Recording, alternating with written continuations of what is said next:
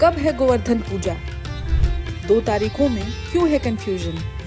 कार्तिक माह की शुक्ल पक्ष की प्रतिपदा तिथि एक ऐसा दिन है जो भारतीय संस्कृति और अध्यात्म में गहरा महत्व रखता है। ये सिर्फ एक तिथि नहीं बल्कि दिवाली के भव्य उत्सव का एक महत्वपूर्ण पड़ाव है जिसे गोवर्धन पूजा के रूप में मनाया जाता है। ये दिन भगवान श्री कृष्ण की उस अद्भुत लीला का स्मरण कराता है जब उन्होंने अपनी कनिष्ठा उंगली पर विशाल गोवर्धन पर्वत को उठाकर गोकुल वासियों को इंद्र के क्रोध से बचाया था। यह घटना सिर्फ एक पौराणिक कथा नहीं बल्कि प्रकृति के प्रति सम्मान और संरक्षण का एक गहरा संदेश है जो आज भी उतना ही प्रासंगिक है।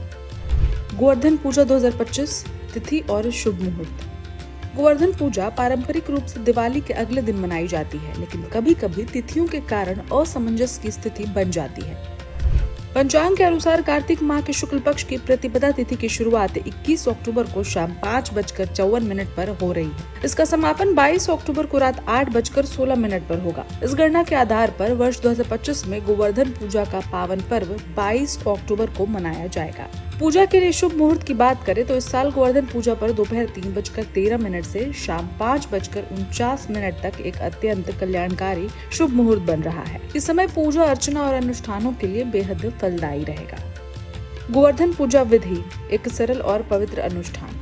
गोवर्धन पूजा का अनुष्ठान अत्यंत सरल और हृदय को शांति प्रदान करने वाला होता है। ये भगवान कृष्ण और गोवर्धन पर्वत के प्रति अपनी श्रद्धा व्यक्त करने का एक सुंदर तरीका है। गोवर्धन आकृति का निर्माण। पूजा के लिए सबसे पहले शुभ मुहूर्त के अनुसार अपने आंगन या घर के किसी पवित्र स्थान पर गाय के ताजे गोबर से गोवर्धन पर्वत की एक सुंदर आकृति बनाएं। इसमें आप भगवान कृष्ण, गायों और ग्वालों की आकृतियां भी जोड़ सकते हैं। पूजन सामग्री। गोबर की आकृति पर रोली और चावल अर्पित करें। अब गोवर्धन महाराज के समक्ष एक शुद्ध दीपक प्रज्वलित करें जो आपकी आस्था का प्रतीक होगा। पूजा में खीर पूरी, बताशे, जल, दूध और केसर आदि का भोग लगाएं। ये सभी चीजें आपकी भक्ति और समर्पण का प्रतीक हैं। परिक्रमा और आरती। अब परिवार के सभी सदस्यों के साथ मिलकर गोवर्धन महाराज की परिक्रमा करें। ये परिक्रमा आपकी श्रद्धा और प्रकृति के प्रति सम्मान को दर्शाती है। अंत में गोवर्धन महाराज और भगवान श्री कृष्ण की आरती करें। क्षमा याचना।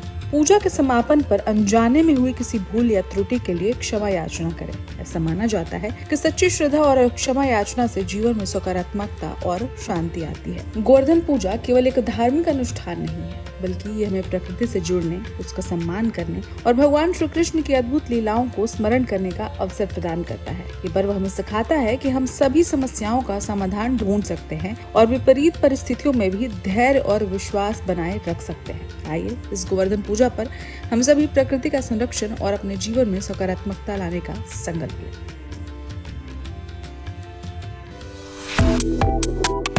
Subscribe to One India and never miss an update. Download the One India app now.